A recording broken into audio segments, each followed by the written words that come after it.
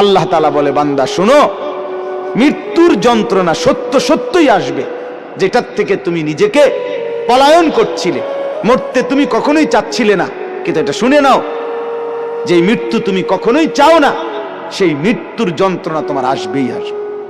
সাকরাতুল মউত, হাত্তাকে এমনকি আল্লাহর নবী সাল্লাল্লাহু আলাইহি সাল্লাম পর্যন্ত ইন্তেকালের পূর্বে নবীজি হাদিসে স্পষ্ট আছে, আম্মা জান আয়েশা বলছেন, নবীজি সাল্লাল্লাহু আলাইহি সাল্লাম একটা বাটির মধ্যে পানি দিছে, আর নিজের পবিত্র ডান হাত মোবারক দিয়ে হাত দিয়া এই বাটির পানির মধ্যে চুবাইতেছিলেন, আর কপালের ঘাম মুছতেছিলেন নবীজি, আর বলতেছিলেন, লা ইলাহা ইল্লাল্লাহ ইন্না লিল মাউতি সাকারাত, আল্লাহ আপনি ছাড়া আর কোনো ইলাহ নাই, আহা মৃত্যুর তো বড়ই যন্ত্রণা। নবীজি বলতেছিলেন, খুদ রাসূল বলতেছে, যার কষ্ট হওয়ার কোনো কারণ নাই, শুধু আল্লাহ তাআলা দেখাচ্ছিলেন, বন্ধু আপনার উম্মতের হালাত কেমন হয়। নবীজি বলতেছিলেন, হায় মৃত্যুর তো বড় যন্ত্রণা। হযরত ফাতেমা রাদিয়াল্লাহু তাআলা আনহা, ওই হাদিসে আছে, ফাতেমা রাদিয়াল্লাহু তাআলা আনহা তখন কাঁদতেছিলেন, নবীজির মেয়ে, আর কাঁদতে কাঁদতে বলতেছিলেন, ওয়া কারাবাহ ইয়া আবাতা, আরবীয় আফসোসের বাক্য, হায় আমার আব্বা, না জানি আপনার কি কষ্ট হচ্ছে। আল্লাহর নবীর সাথে সাথে বলছে, লা ইয়া ফাতেমা, না না ফাতেমা, কষ্ট হচ্ছে না, লাইসা আলা আবিকাল কারব বাদা হাদাল ইয়াউমি আবাদা। সুবহানাল্লাহ।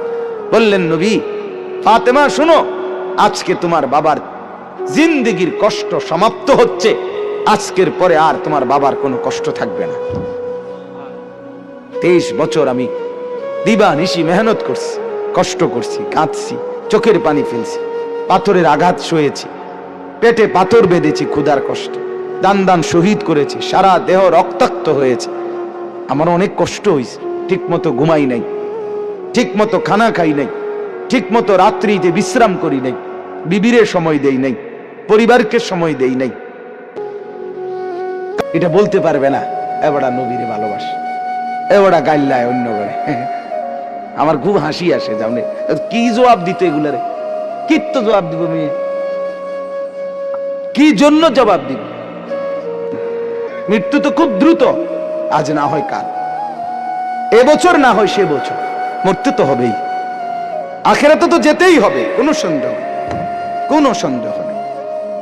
এজন্য বলতেছিলাম, আল্লাহর নবী সাল্লাল্লাহু আলাইহি ওয়াসাল্লাম বললেন যে আজকের পর থেকে তোমার বাবার আর কষ্ট থাকবে না। আমার বলার উদ্দেশ্য হলো, সাকরাতুল মউত, মৃত্যুর যন্ত্রণা, প্রত্যেককে মৃত্যুর পূর্ব মুহূর্তে মৃত্যুর যন্ত্রণা সইতে হয়, ভীষণ যন্ত্রণা, ভীষণ ভীষণ, কিন্তু ঈমানদার সেই যন্ত্রণার মধ্যেই মজা পায়, মৃত্যুর সেই যন্ত্রণার মধ্যেই আনন্দ পায়। ঝাল তো খুব হয়েছে, কিন্তু স্বাদও তো লাগতেছে, ঠিকই না বলেন? শীতকালীন তরকারি তো ঝালও হইছে, বাকি শীতের ঠান্ডার মধ্যে শীত ঝাল তরকারি খাইতে মজাও তো পাচ্ছে, ঠিক এরকম মৃত্যুর যন্ত্রণা হইতেছে ঠিক, কিন্তু এই যন্ত্রণা মনে যেন চিরে ভিড়ে যাচ্ছে, কিন্তু ঈমানদারের দিল খুশি, কিছুক্ষণের মধ্যেই আমি আমার মাওলার জান্নাত দেখতে পাবো। এটা তখন তাকে সব কষ্ট ভুলায় দেয়, সব কষ্ট ভুলায়। এজন্য হাদিসে আছে, নবীজির মৃত্যুর যন্ত্রণা তো হচ্ছে মৃত্যুর সময়, আল্লাহর নবী জবানে কি বলতেছিলেন, আল্লাহুম্মা রাফিকাল আলা, আল্লাহ আমি পরম বন্ধু, শ্রেষ্ঠ বন্ধু, আপনি মাওলার সান্নিধ্যেই যেতে চাই। তার মানে যেন আল্লাহ তাআলা বুঝাইছেন, বন্ধু মরবেনও না তা আমাকে আর পাবেন কেন, মরতে তো হবেই, আসতে তো হবেই আমার কাছে। একটা মজার উদাহরণ শুনেন, আমরা কিতাবে পড়ছি, ইব্রাহিম আলাইহিস সালাম, ওনাকে মালাকুল মউত আজরাইল ওনার জান কবজ করার জন্য আসছে।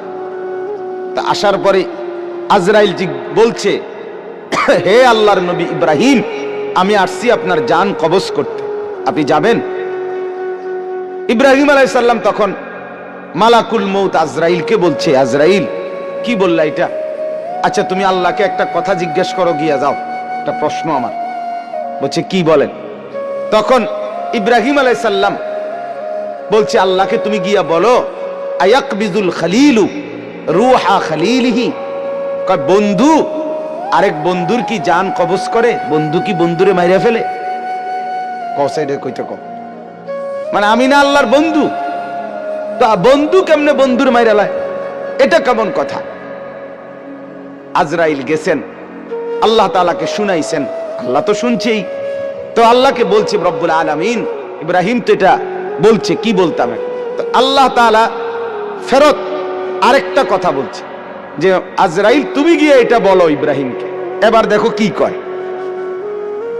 আজরাইল আসছে, আয়েশা বলতেছে আল্লাহ বলছে আপনাকে জবাবে আয়াকরাহুল খলিলু লিকা খলিলিহি, বন্ধু কি বন্ধুর সাক্ষাৎ পেতে চায় না? বন্ধু কি বন্ধুর মোলাকাত পছন্দ করছে না? বন্ধুর সাক্ষাতে যাবেন না? ইব্রাহিম আলাইহিস সালাম সাথে সাথে বুঝে ফেলছে, হায় আচ্ছা তো আসলে মৃত্যু না, এটা তো আমারে মেরে ফেলা না, এটা তো আমার রূহ কবজ না, বরং আমাকে তো আমার মাওলার সাথে মিলায়া দেওয়া। তখন সাথে সাথে উনি বলছে ইকবিদ রূহি আল আন ইয়া মালাকাল মউত, হে আজরাইল মালাকুল মউত, এখন আমার রূহ কবজ করো, আমি বন্ধুর কাছেই যেতে চাই। তাহলে সাকরাতুল মউত, মৃত্যুর যন্ত্রণা সহজ হয়, লাঘব হয়, আসানি হয় যদি কোনো মৃত্যু পথযাত্রী মুমূর্ষ ব্যক্তির সামনে সূরা ইয়াসিন তেলাওয়াত করে। আমার বাপ সুন্নত, সুন্নত মৃত্যুর আগে, মৃত্যুর পূর্ব মুহূর্তে কোন বান্দার জন্য কোরআন থেকে পড়া, এটাই হলো মূলত সুন্নত, এটাই সুন্নত। মৃত্যুবরণ করবার পরে পড়া এটা সুন্নত না, এটা সুন্নত না। মৃত্যুবরণ করার আগে পড়া সুন্নত। এরপরে বলে তো কখনোই পড়ানো না, সেটা হলো স্বাভাবিকভাবে আমার আব্বার জন্য আমি দোয়া করব, তার জন্য কোরআনুল কারীম পড়ে পড়ে দোয়া করা, সেটা তো হলো সব সময়ের আমল আমার। কিন্তু এটাকে একটা রসম বানায় নেওয়া, নির্দিষ্ট নিয়ম বানায় নেওয়া, মরছেন তো এইবার 10 জন দিয়ে এবার নির্ধারিত পদ্ধতিতে নির্দিষ্ট এই সময়ের ভিতরেই পড়াইতেই হবে, দোয়া পড়াইতেই হবে, খতম পড়াইতেই হবে, এর মাধ্যমে তাকে কবরবাসীর বা মৃত ব্যক্তিটার উপকার পৌঁছাইতেই হবে। এখন এভাবেই, এটাই নিয়ম, এটাই সিস্টেম, এটা সুন্নত না। এটা কি না বলেন না? সুন্নত না, সুন্নত নয়। আপনি বলবেন, আপনারা বলবেন এই জন্য এগরে ওয়াহাবি কয়, শেষ পর্যন্ত কথা শুনবেন, এটা কয় দেখবা যেই কোনো কিছুতে এরা উল্টাটা কয়। আসলে উল্টাটা চলতে চলতে এখন 12টা উল্টা হয়ে গেছে, 12টা হয়ে গেছে উল্টা। সুন্নতটা হয়ে গেছে অপরিচিত, বেদাতটা হয়ে গেছে পরিচিত, পরিচিত। এখন মুসলমানের ঘরে একটা দস্তরখানের কথা জিজ্ঞেস করিলে এবার লুঙ্গি আনে, কি লুঙ্গি একটা আইনা বিছায় দেয়, গামছা বিছায়া দেয়, অথবা সাদ্দুর কয় হুজুর এটাই সারবো, সারবলে এত কথা না। তুমি যে জানো না বেটা মুসলমান, এটা না বড় কথা, দুঃখের কথা। তুমি তোমার রসুলের এতটুকু পরিচয় তোমার মধ্যে নাই। আল্লাহ তাআলা আমাদেরকে সুন্নতের মহব্বত করার তৌফিক দান করেন। তাইলে আমি 2টা ফজিলত বললাম, এবার আরেকটা ফজিলত।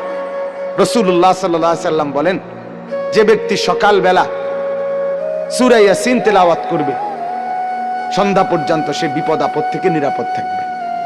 সন্ধ্যায় পড়বে, সকাল পর্যন্ত বিপদ আপদ থেকে নিরাপদ থাকবে।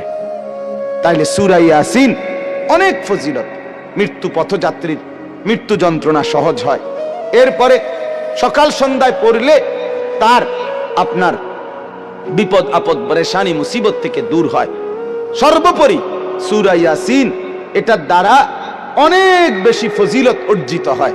একজন ইমানদারের উচিত সূরা ইয়াসিনকে নিয়মিত তেলাওয়াতের অংশ হিসাবে গ্রহণ করা। আল্লাহ তাআলা আমাদেরকে তৌফিক দান করেন।